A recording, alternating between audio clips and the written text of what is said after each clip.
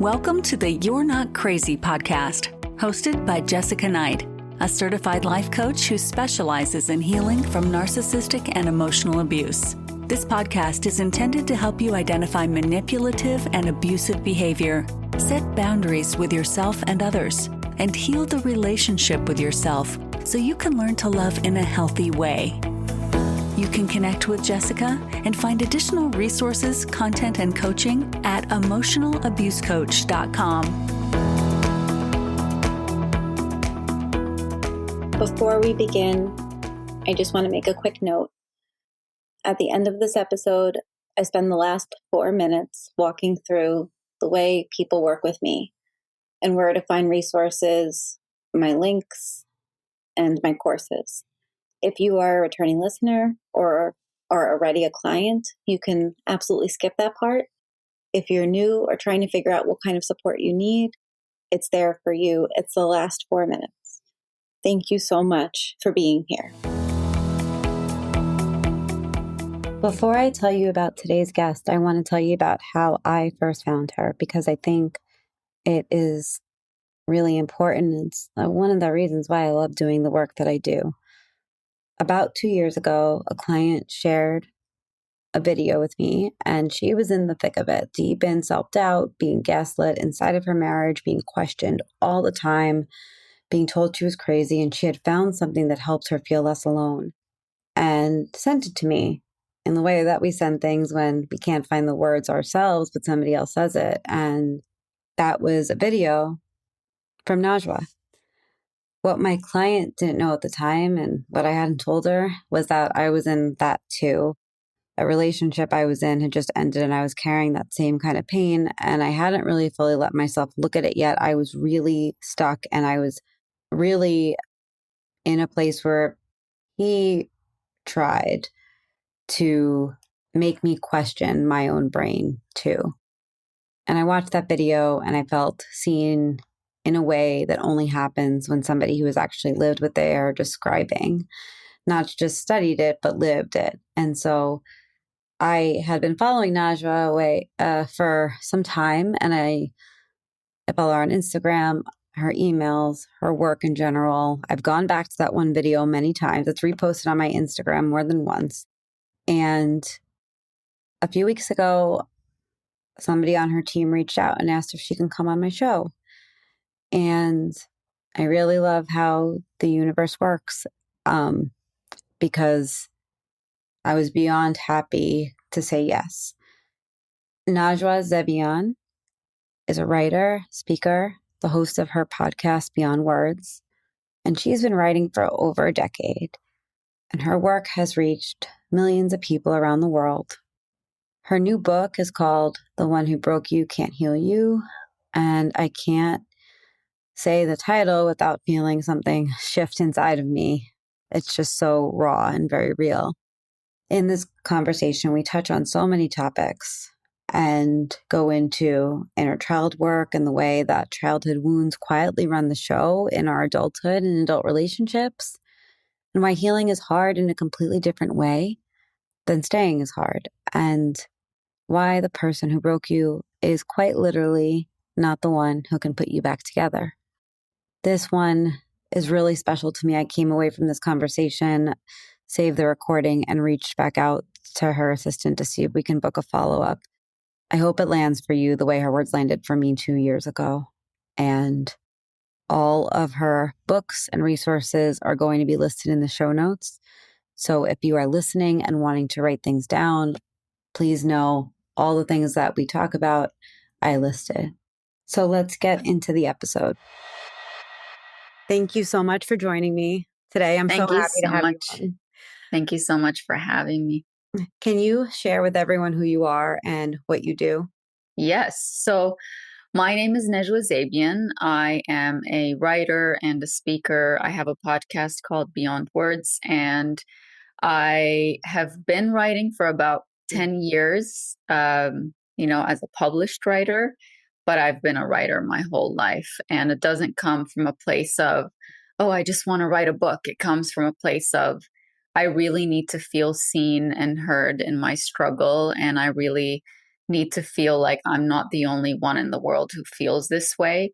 So writing has always been my way to get by in life. And what began as journal entries turned into this unexplainable movement, I guess, Mhm. in the world where I just feel like everything that I put out there, there's somebody who can see themselves in these words. And so it not only does it make me feel seen, but it makes me feel like there's so many experiences around the world that go hidden or private, or people feel way too ashamed to share them just because they think nobody's going to understand me and people are going to laugh at me, and how dare I struggle with something like this. It just feels like these writings have gathered millions of people in the same place that says your story's valid, what you've been through was that bad, and you have the right to heal from it the way that you want to heal.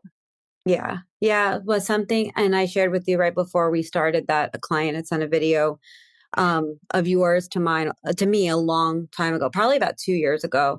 Hmm. And she, you know, at the time she was struggling with like the self-doubt, and like being gaslit in a relationship, Yes. in a marriage. And Hmm. I, she wouldn't have known this at the time, but I was too. And Yeah. I had a relationship that just ended and it was incredibly painful. But Hmm. it really spoke to like a lot what I was of how I was feeling too. And I think the rawness in your words and that like you don't Hmm. shy away from the pain. It's like you kind of go through Hmm. the pain, I think really lands with people. I Thank think you. you can tell that you've been through it too. Hmm. Oh yeah. Yeah. I feel like you have to go through the experience of gaslighting to understand what it really is, and you have to go through the experience of abuse to fully understand what it is, because as an outsider looking in, you're like, that's terrible, why would you stay? But as somebody who's in it, it feels like it's a wall that's right in front of you and you can't see past it. And when you try to see past it, you're hitting your head against the wall. So it's painful to try to see Mhm. past it and move past it. And, one thing I always tell people who've experienced these really terrible experiences is don't speak to people who've always had the privilege of having healthy relationships in their lives. Mhm. They're not going to understand your experience. They might empathize with you and the pain that you went through, but they won't fully understand it without somehow making you feel like maybe you stayed because you have low self esteem, or maybe you stayed because there's something fundamentally wrong with your view on relationships, when you're looking at yourself thinking, but I used to be this strong, confident person who was full of life. And I too would have never imagined that I would be in something like this, but here I am. So it makes you feel like you need to hide more of your story when you speak to people who have never experienced it. Yeah. Find your community in people who are close enough to that kind of work that you won't feel like on your quest to find your answers and to find your freedom, that you're feeling like you have to hide even more of your story, because you won't heal that way. It's going to make the shame that's already inside of you grow even more. Yeah, it's like self-gaslighting, right? Or Yes. like self-victimization. It's like you are doubting your own experience and then expecting yourself to then magically end up on the other side of it while like white knuckling and denying what you actually went through. Yes, Yeah. exactly. I'm sure that there's like a painful background that led you to this work, just like as there is for me. And obviously, whatever it is that you want to share, but I'm curious what led you to this work. Yes. So the one who broke you can't heal you came from over 10 years of me reflecting on my entire life, from my childhood to this moment right now. And I knew that the title of the book needed to be The One Who Broke You Can't Heal You, because one theme in my life has been watching the people who hurt me just walk away as if nothing happened, as if I never meant anything, as if they never felt bad for what they did. And, they would go on, and it would make me feel even more insignificant on top of the pain they already caused me, that's living inside of me. The fact that they couldn't see that they hurt me, and that they couldn't acknowledge it for me, and that they couldn't apologize, left me feeling weak and vulnerable in a bad way. Like, when you say, I'm vulnerable to injury, I'm vulnerable to being hurt so much, I'm fragile, I'm walking through the world thinking, who's going to hurt me next? And I can't trust anybody, because when I was younger, the adults that I trusted in my life to take care of me ended up excluding me and making me feel like I wasn't important, and other kids were more important than me. And so when you don't heal from the past pains that you went through, that went unacknowledged, unvalidated, unapologized for, you continue to move in the world and kind of attract experiences where that's going to happen to you again.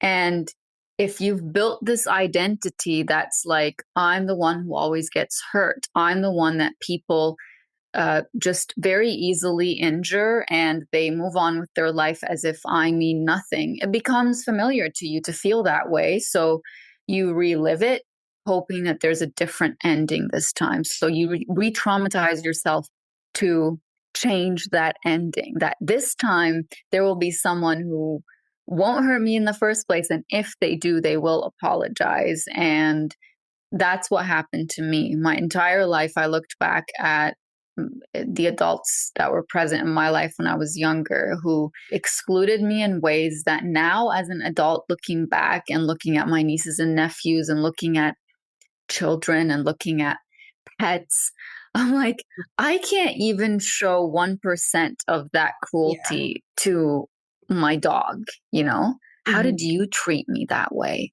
But back then, I internalized the belief that maybe they excluded me, and maybe they didn't consider me as a human being and didn't treat me with the basic human dignity that we all have a right to just by being on this earth. I used to see that as a sign that maybe something was fundamentally wrong with me that made me deserve that.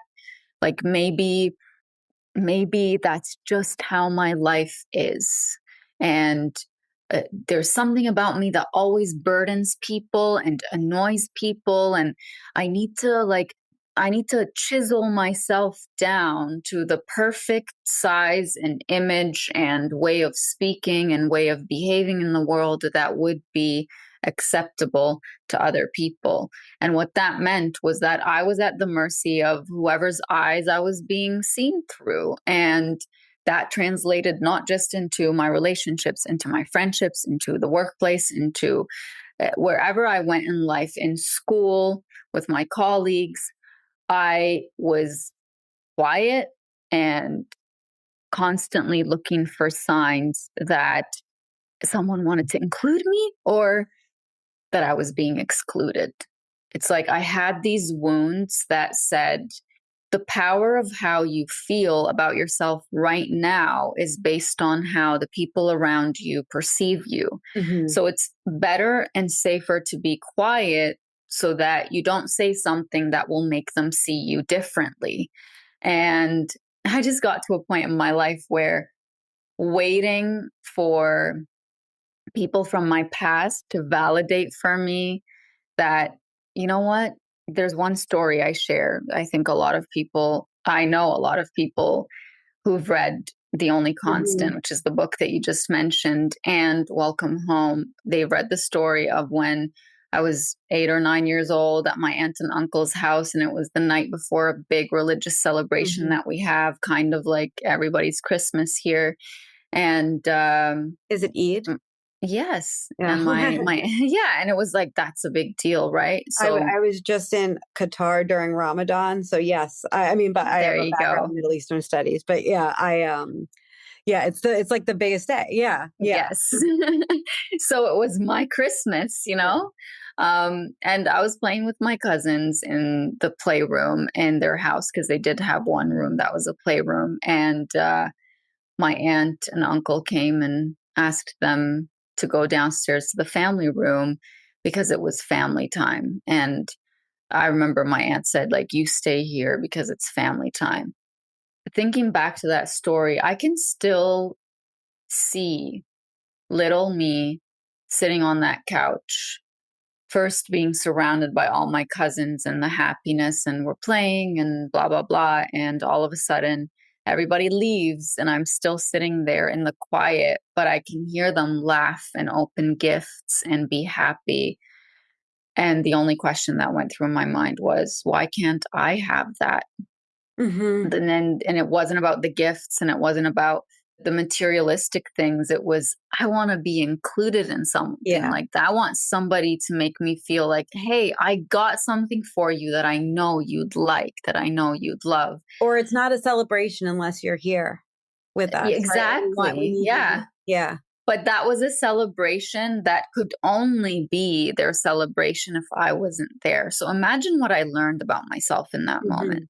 So as I grew older and kept repeating that pattern with other people in my life, with adults, and I uncovered this story that opened a can of worms for many other stories that I experienced around the same time. And when I was younger than that, my earliest memory is when I was like 3 years old, of feeling like I had to repeat myself more than once to my mom, for example, for Mm-hmm. her to turn around and tune into me.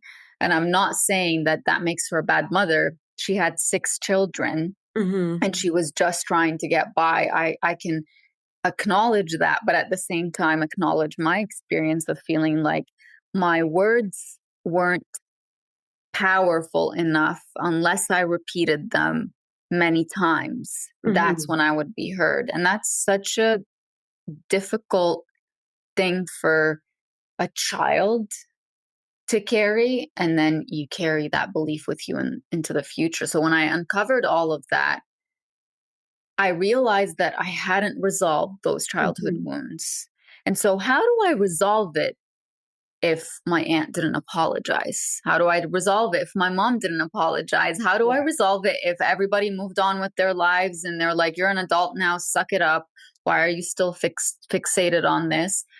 And so it made me fully understand that's where the words, these mountains that you are carrying, you were only supposed to climb, came from. Because I Mm-hmm. felt like over the years I was carrying mountains of rejection and exclusion and feeling like I'm less than and like I'm not worthy of people's love and their gifts of time and generosity and just seeing me as someone who's important to them, Yeah. you Yeah. know?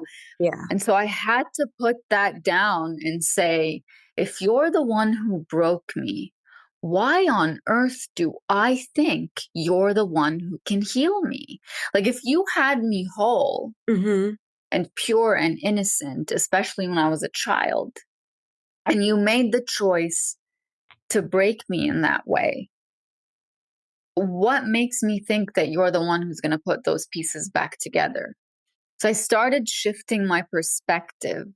And instead of seeing the people who tortured me in some way as my rescuers and saviors, I was like, I can give that to myself. I actually don't need you to validate that what you did was that bad. Because, when you confront somebody from your childhood, sometimes when we confront our own parents, and you say, like, you used to do that thing and that really affected me. Many parents will say things like, oh my God, that was so long ago and it's not as bad as you're trying to make it seem. And so, I did the best I could. yes, and it's Yeah. like, okay, I'm like, your best sucks. Yeah. Yeah. maybe you did the best you could, but that gave me the worst experience possible. So, can Mm-hmm. those things be true? And so, I say the one who broke you can't heal you to really drive the message home that if you wait for the people who broke you to validate for you that they broke you in the first place, that the way they broke you was actually that bad, that it impacted you the way that it did, and that they should be sorry for it. If you wait for them to do that, you could be waiting for the rest of your life. Yeah. When they broke you, they were carrying the pen in your story. And now you say, I'm taking that pen back, and I'm the one who decides how to put myself back together. I know that what you did to me happened, and I know that it was that bad, because guess who lived it? I Hmm. did, not you. And so I had to start doing that work in my own life to heal my adult relationships by healing my childhood relationships, and saying, never again will I put the threads that stitch me up with the needle Hmm. in the hands of the person who held a knife and stabbed me in my back. I'm never going to do that ever again. If I gave you the privilege and the honor of my trust and my love and my loyalty, and you chose to break that, you are not the one who deserves to have the honor of putting me back together. Hmm. Yeah, no, I love that. There's so many similarities in our stories with that, especially what you said about realize like getting to that point and then having that recognition of, wait, I was a kid. I wouldn't treat Mhm. my niece like this. Like I'm a single mom to a 9-year old. And we've been alone since she was 1. And it took until, and I always was feeling a lot of the feelings, but when she started to hit the age that my abuse started, Mm. 7, 8, especially 8, because I ran away as an 8-year-old and like packed Mhm. up a bag and left a note and got on a bus. Like, Mm. if you've ever seen Inside Out, that final one of the last scenes, like when she gets on the bus, like I remember I watched that with my daughter and I was sobbing because I was literally watching what I Mm. did. But Yeah. except nobody, when I eventually had to go back home because the bus didn't bring me where I was supposed to go, I got screamed at. Mm. And like that other little girl in the movie got hugged, you know? And Mm. like once my daughter started to hit that age, I was like bubbling up inside. It was like, Oh. like when like Yeah. you kind of just said it, like things just start to like come in and you're starting to pick. And I was Mhm. like, oh my God, there's so much in here I haven't healed yet. And I think I always knew it was going to come up at that point Mhm. because I had done so much healing, but it wasn't really on the childhood I could have had, or like what's missing, right? Or what I still have to work on today constantly, um, Mhm. to heal from it. And I always said, I don't want to give her a childhood that she then has to heal from her whole life. Mhm. And so there are just so many similarities in what you said. And I love that you pointed out that we keep choosing a different version of the same person until we really kind of stop doing that. And part of my story, and people that listen to me for a while, I say that what I realized in healing from, 3 abusive partners was I actually just wanted one to change. Like, but I really wanted my Mm. stepdad to change, that and my mom. I really wanted them to change. Mhm. And I wanted these people to change, but I was like willing to hold on and put myself underneath the bus until one singular person changed. But when I started to really realize that and like feel it in my bones, it's when I Yeah. stopped wanting it. Like I Mhm. no longer wanted them to change because I was like, you're not going to. Like if you wanted to, Yes. you would have. Mhm. But I think that realization is why I chose them because I was still chasing like that relief. That's like probably Yes. wouldn't even be relief. Um, Mhm. but something you said I thought was so interesting was that you basically said, your pain, the way I wrote it down in my notes is your pain had power over you for a long time Mhm. until, and it kept you protected for a while. Like Yes. it was like a protective mechanism. But then Mhm. when it shifted, you said you started to realize you could validate yourself. And I think a lot of survivors of abuse have a really hard time with that. I, I, I do think it's also a limited belief that comes in, but it's so subconscious. It's like, well, why do I have to do that? Why can't I just have some? It's so hard to articulate why you need to do that for yourself. Can you share a little bit about like how you worked with yourself to validate yourself? Mm.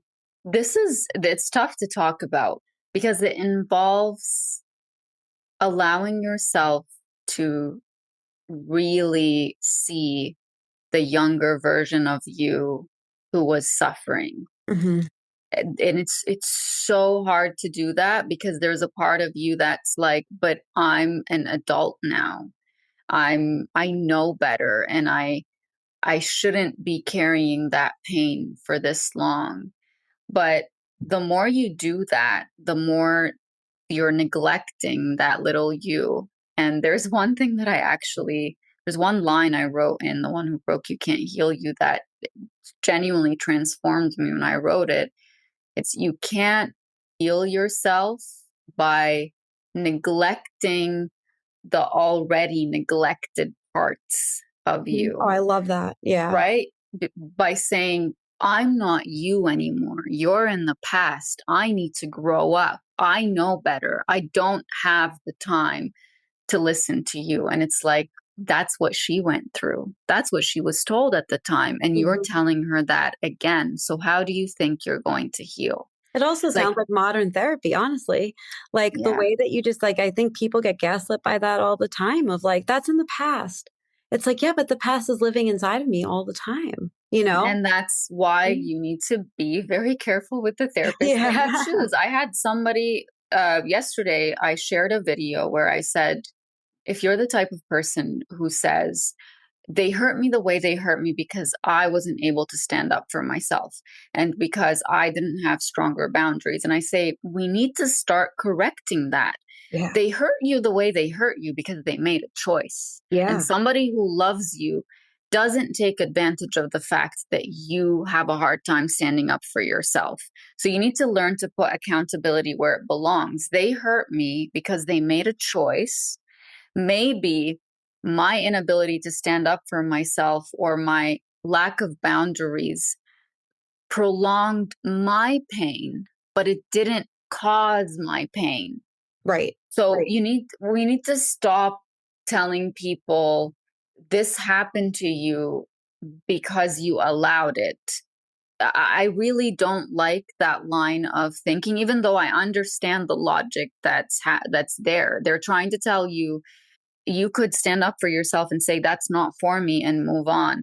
But the language that's being used is throwing the responsibility on the victim. And I don't Mhm. like that. So when I shared that video, a woman responded to me and said, thank you so much. My therapist keeps telling me they did what they did because you allowed them. And I'm thinking to myself, Oh how my could you god. even Yeah. say that to somebody who you're trying to help? Because what you're doing is you're further shaming them. They already feel ashamed. I've said this for years and I will Mm. continue to say it. A person who's stuck doesn't need you to highlight for them that they're stuck. They know. What they need you to do is to give them what the person who's abusing them or hurting them isn't giving them. And that is autonomy. That is the right to choose. That Mhm. is the right to think for themselves. So when you sit there and you say, they're controlling you because you're allowing them to control you. You're saying there's something about you that needs to be fixed. And the person who's trying to control them is telling them the same thing. So, Yeah. how do you expect to help them by doing that? And it's the same thing with, you can't heal yourself by further neglecting the parts of you that are already neglected. So go back to that younger version of you. And if she was feeling excluded like I was, and feeling like she's so small, like I felt, and feeling like she's so unimportant, insignificant. She's a burden. She's an annoyance like I did. You go back to her as many times as you need, and you sit with her and you tell her all the things she needed to hear back then. And I tell people, you need to go back as many times as you need to. It's because when I went back, she didn't even look at me the first time. Me Why? too. Because Yeah. she was so focused on the laughter in the other room and on the gifts she wanted, on the love she wanted. So I needed to gain her trust and make her feel like, I'm here. I'm consistent Mhm. with you, and I'm going to love you, and I'm going to buy you all the things you want, and I'm going to give you all the love you want. And so part of that healing is to bridge the gap between little you and current you, and tell little you, hey, by the way, we have our own place and we have our own car and we have our own friends and we have people who genuinely love us in our adult years. And that's how you bridge that gap and you make her feel like she can leave that environment so that you could leave that environment. Sorry, I didn't mean to interrupt you and you said that's how you felt, but I No, also I want you to talk about yeah, that.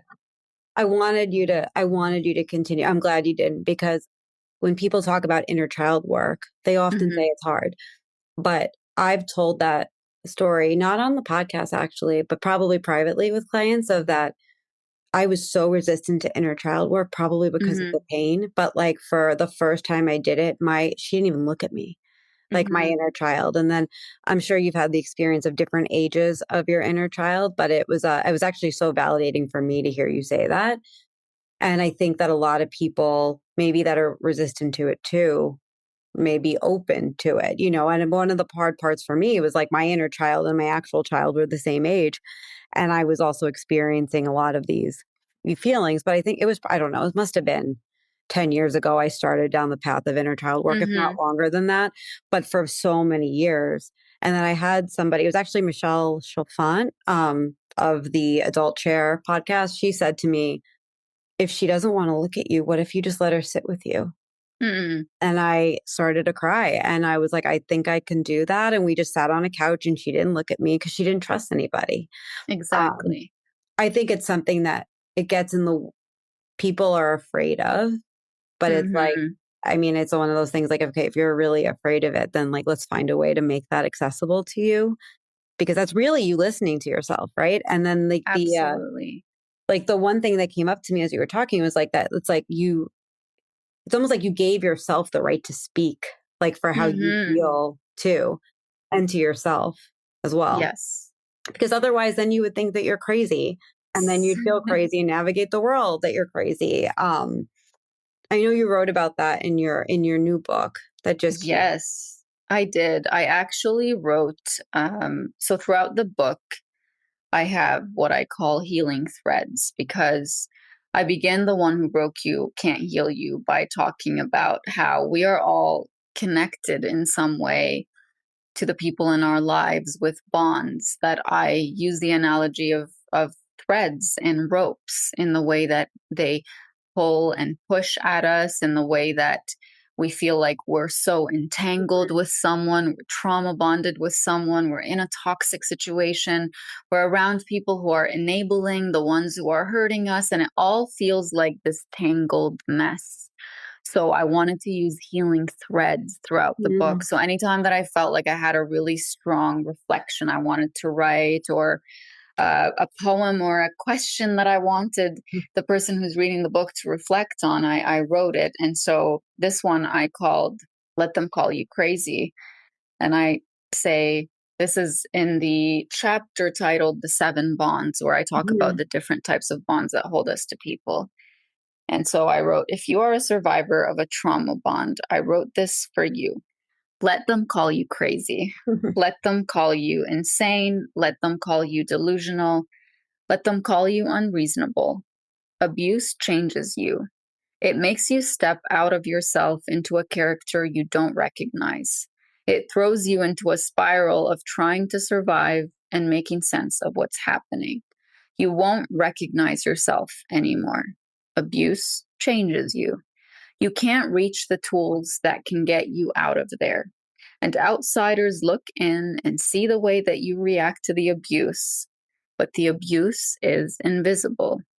They can only see your reactions, so they tell you that something must be wrong with you. When you try to explain that you're being abused, they look at you like, why don't you just leave? It must be your fault if you haven't made the change that you need to make to remove the person from your life.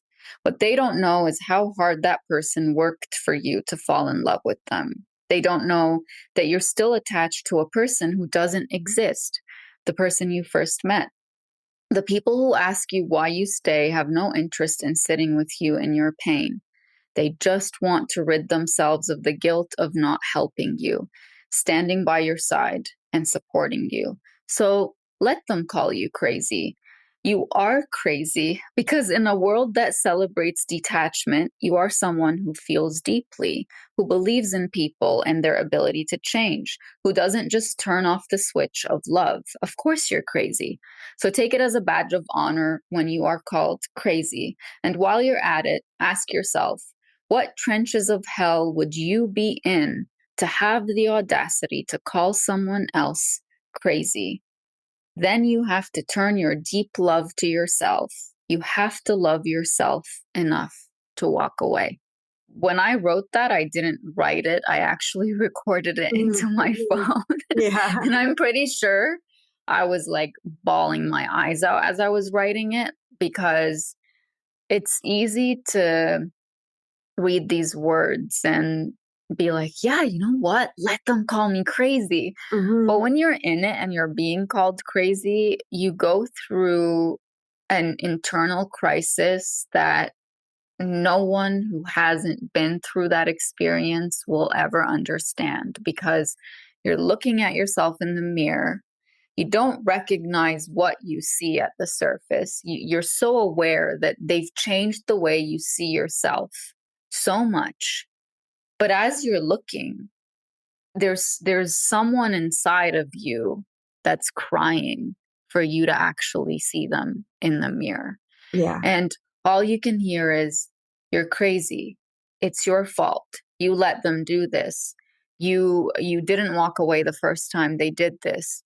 They told you to leave many times, but in your mind, you're like, yeah, but that's what they did to make me feel even more stuck. They always threatened abandonment every Yeah. single time I expressed myself. So I don't see it as them telling me to leave. I see it as them threatening to leave me when I bring up certain issues. And you go through this crazy making attempt by so many people in your life. And how do you stay afloat when you're the only one who can advocate for yourself? So, this beautiful image of me being like, you know what? I'm going to validate what you said. You're right. I am crazy because I'm kind in a world of Mhm. people like you, and I'm loving in a world full of people like you, and I'm understanding and compassionate in a world full of judgmental people like you. Yes, you're right. I am crazy, but not for the reasons you're calling me crazy. That's how you take your power back. Yeah. You know, I saw this thing on social media a couple days ago that connects to this, Mm. where it says, the only reason we respond to our names is because we see our reflection in them, right? So if somebody calls your name out, you're going to answer to it because you know that's you. Yep. So why do you answer to somebody calling you crazy, Yeah. right? Because there is a part of you that's believed what they've told you. Why do you answer to somebody who calls you useless? Why do you Yeah. answer to somebody who calls you stupid? When you logically know those things aren't true, this is telling you that there is a part of your body that still believes those things, and that's why you answer to them. And it's true. Mhm. So I've learned over time that one way for you to genuinely heal is be selective with your responses and with your reactions. Sometimes silence is a language. Silence isn't always lack of power or, I don't know what to say to you. Sometimes silence is nothing that you just said deserves a response from me. Yeah. I'm not entering the mud pit with you. I'm staying here, so I'm not going to say anything. And so that kind of power to be able to have all these things where you want to say, but that's not true. And how could you say that to me? And how could you talk to me that way? And how could you accuse me of that? And how could you treat me that way? Instead of saying all those things to the person who literally knows what they're doing to you, Mhm. you sit back, not because you're accepting what they're doing to you, but because you're genuinely detaching. You're Yeah. discerning between what they want you to believe about yourself versus what you know about yourself. And you're recalling every single time in the past when you did respond and ask, how could you? Why would you? That's wrong. Don't talk to me like that. and how instead of that waking them up to the reality of what they're doing to you, it actually emboldened them to do more because they loved the reaction. Yeah. So, yeah. And they knew they got you when you reacted, Yes, right? exactly. Yeah. Yeah. It And remind that's it, twisted. it reminds me of something. I'm not, and I think I heard this in a one of your interviews a long time ago, but it's stuck in my head about like if this is if like this is hard, choose something, like choose another hard, Hmm. like, and not that it means that you're choosing to be in this, but a lot of times we Yes. will like, dig in and try and figure out this situation, this relationship, this whatever, this mom, this dad, but it's like, what are we are choosing something that's really difficult, and like we can choose another hard. There's other hard out Yes. there. Yeah. Yep. Healing is hard the same way that the feeling of being broken in Hmm. action is hard. They're both very tough, but we mistaken the word healing for ease. So because when you're with somebody who's breaking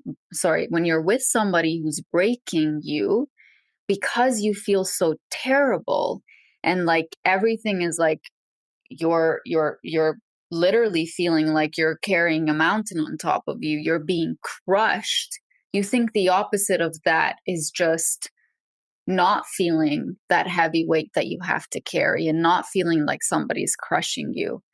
But it's much more than that, because that mountain that was crushing you as they were breaking you wasn't just that one person.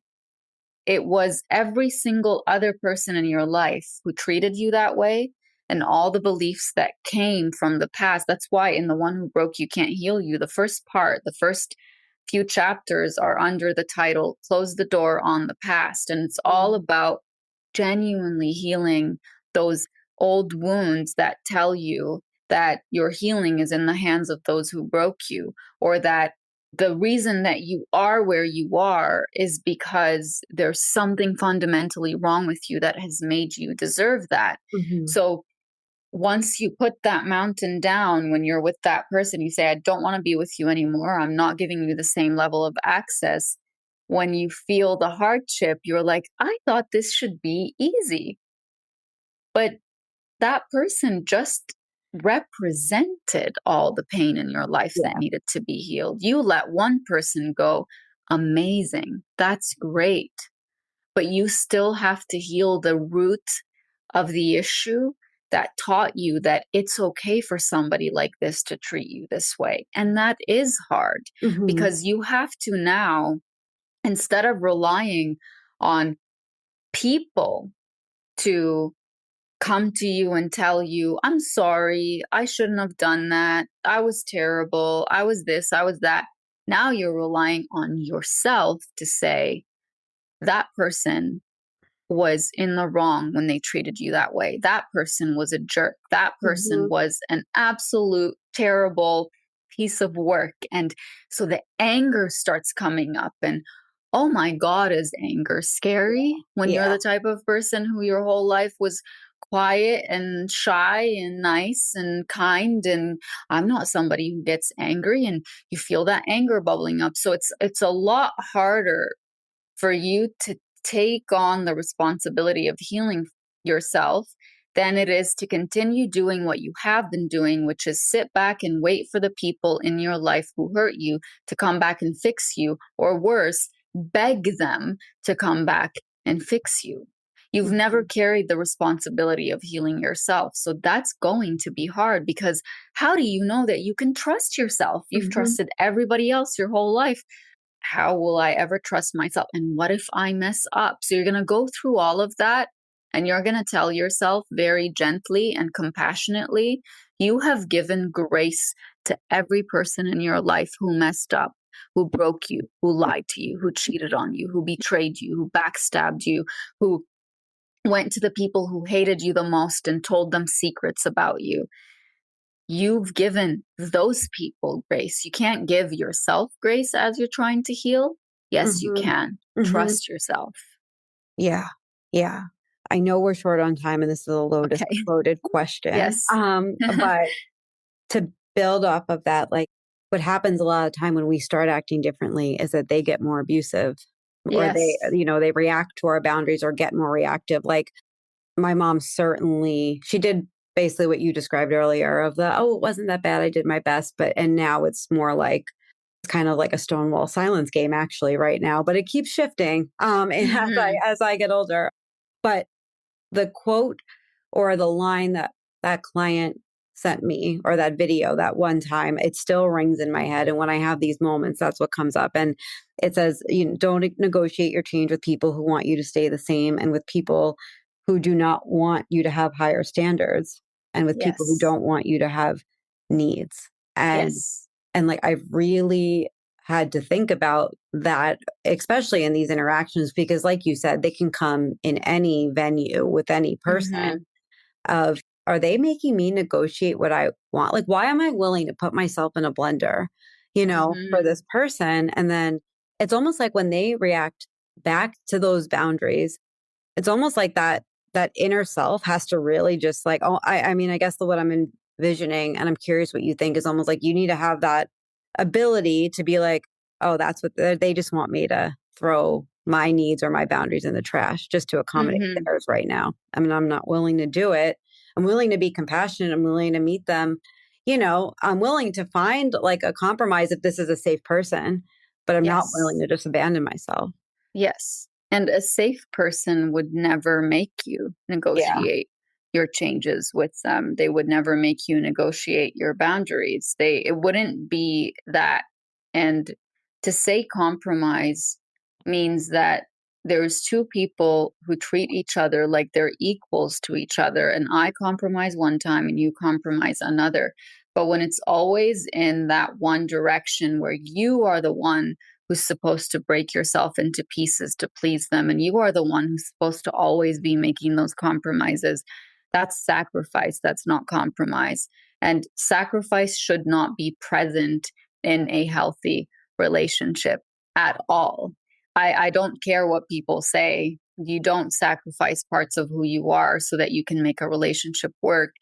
I think you sacrifice the relationship so that you could stay intact. Mhm. A healthy relationship never puts you at a crossroads with you and yourself. It just doesn't. Like, who do you choose? Do you want to choose the version of you that is broken, needless, wantless, and invisible and choose them over you? Then congratulations, you don't even exist in that relationship. You're just a pawn in their life. You're Yeah. just a character and they filled that role. That's it. You mean nothing to them. And so many people reach the end of relationships and they're like, wow, I really did mean nothing to them. It's like you've known that for so long, but you thought that the more of yourself you sacrifice, the more they'll see you as worthy. And that's not the truth. If Mhm. they were your person and if they were healthy for you, they wouldn't have put you in a position to sacrifice yourself in that way in the first place. Right. And you Right. have to think of, why is it that somebody that says they love you, why is it that they want you to not need anything from them? Why is it that they don't want you to ever want anything from them? Mhm. Why? Then how do they show you love?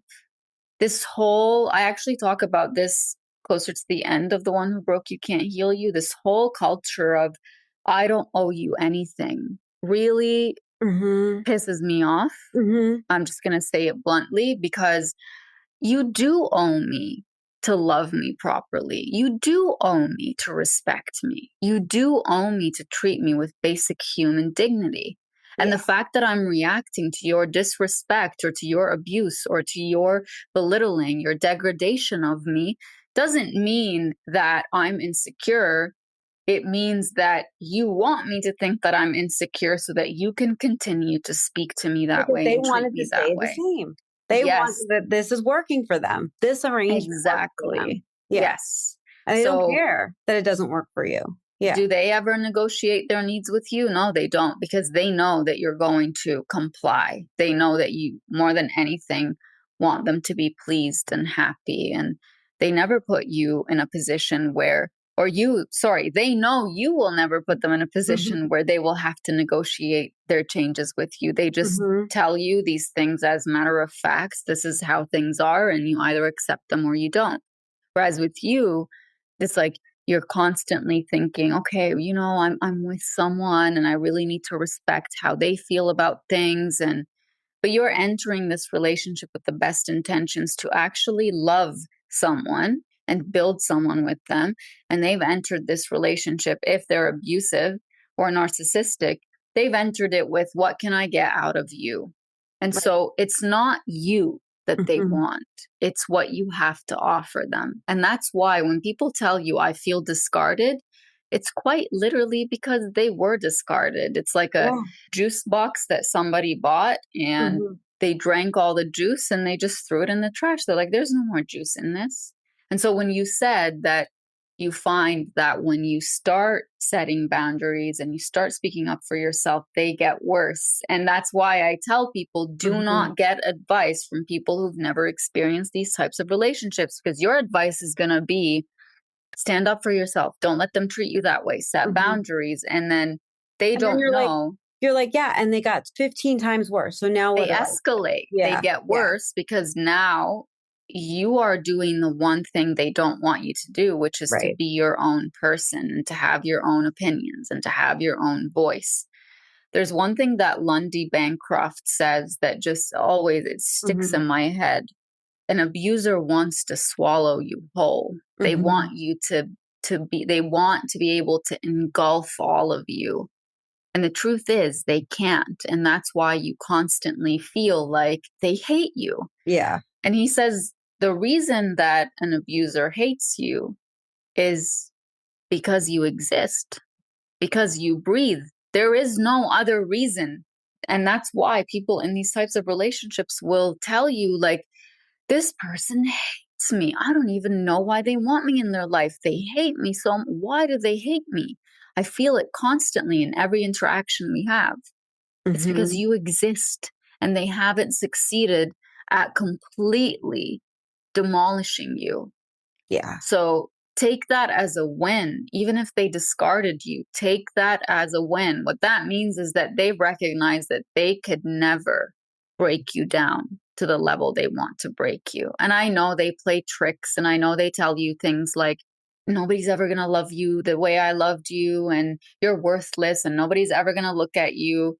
They could genuinely believe that to be true, but it's only as true as they allow it to be and Mm-hmm. as you allow it to be. So if you say, actually, I do believe there's more love for me out there. I do believe that I can change my life. I do believe that I can accomplish all those dreams that I've had for myself, even though you destroyed them over the years, and you go for those things, you will prove everything they taught you about yourself wrong.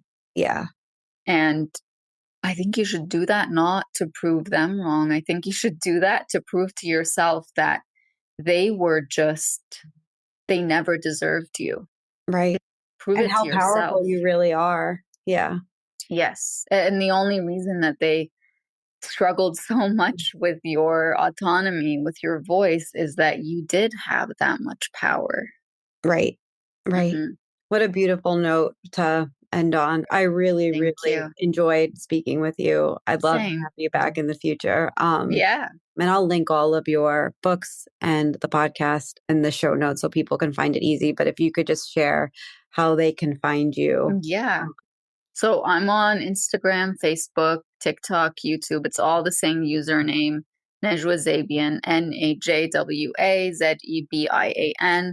You can find all of my books wherever books are sold. And The One Who Broke You Can't Heal You will be out August 25th. So if you're listening to this before, I would love it if you pre-order. And if you're listening to it after, I would love it if you order it. I also am the one who narrates the audiobook. So if you enjoy listening to me, you can also listen to it. And if I could end this by saying anything, if there's one thing that you could take from me, it's this. The person that you're thinking of who broke you really, truly wants nothing more in the world than for you to believe that you were the problem and that you were the one who caused yourself that suffering. And I need you to believe that you were never the problem and that nothing in this world would make you deserve suffering.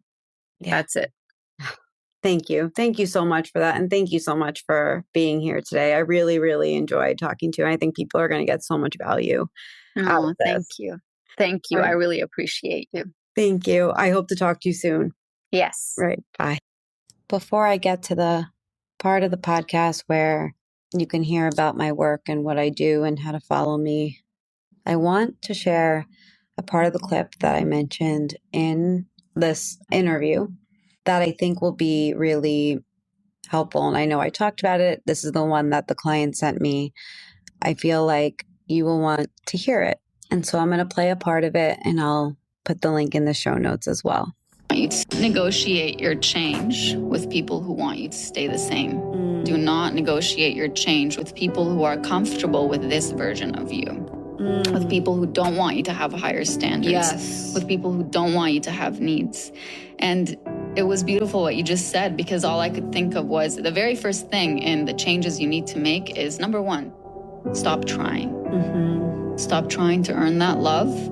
Stop trying to earn that approval, that acceptance. Stop trying to be included. Stop trying to change people's minds about you. Stop trying to portray this image of someone who you think deserves to be loved and respected, because you, as you are, deserve to be loved and respected. And people who reject certain parts of you and tell you, when you knock on my door, leave those parts at the door, that's the only way you're welcome, those aren't people whose doors you want to be knocking on. If this episode resonated and you're realizing that what you're dealing with isn't just stress or miscommunication, there are ways to get support that don't minimize what you're experiencing. I'm going to spend the next couple of minutes telling you about my offerings, because at the core of my business is one-on-one coaching. The podcast is something that I do because I do like being able to help a broader audience, but the truth is that the core of my work is really coaching and providing other offerings so that people can begin to heal. At the center of everything I do is one-on-one coaching. That's where I slow things down, listen closely, and help you make sense of what's happening in your specific situation. It's not a template. It's not just based on theories, but it's really focused on your real life. Some people start with a one-time validation call. That is a single focus session where we look at one specific situation or pattern that you're struggling with. And the goal isn't to fix your life or push you into decisions. It's to help you name what's happening, put it into context of reality, help you notice where you are in it, and offer some feedback and tools to how to navigate it. I also offer an intro call. The intro call used to be called a clarity call, and it's a short call where you can share what's going on for you, and I can explain how I work and whether I'm the right fit for your situation. There's no obligation to continue after that. It's simply a way for us to get on the same page before moving forward. For people who need ongoing support, I offer weekly or biweekly coaching. This is especially helpful if you're navigating emotional abuse, trauma bond, high conflict divorce, or custody and co-parenting with a difficult or controlling person. Ongoing work allows us to track patterns over time, stay anchored when things escalate, and make decisions in a way that protects your nervous system and your long-term stability. All of my coaching options can be found on my websites, emotionalabusecoach.com and highconflictdivorcecoaching.com. Both links are available in the show notes of this episode. In addition to one-on-one coaching, I offer several self-paced courses and programs. They're called Divorcing a Narcissist 101, How to Document for Family Court, the Emotional Abuse Breakthrough Course, Setting Boundaries with a Narcissist, and Unhooked, which is my program and private podcast that walks you through the full cycle of abuse, helps you map it out in your relationship, and shows you how to begin to break free from the trauma bond. I also write on Substack, where I explore topics like trauma bonding, emotional abuse, coercive control, high conflict divorce, and the cluster B dynamics. There's a free option and a paid membership. that offers deeper dives, Q&As, and additional resources. Everything that I do and everything that I built is around one core truth and message that you're not crazy, you shouldn't feel crazy, and that even though I can see patterns in what you're experiencing, it doesn't mean that it's normal. It's not healthy. My work is really about helping you understand what's happening and begin to trust yourself again. All of the links that I shared are in my show notes, and I really appreciate you being here.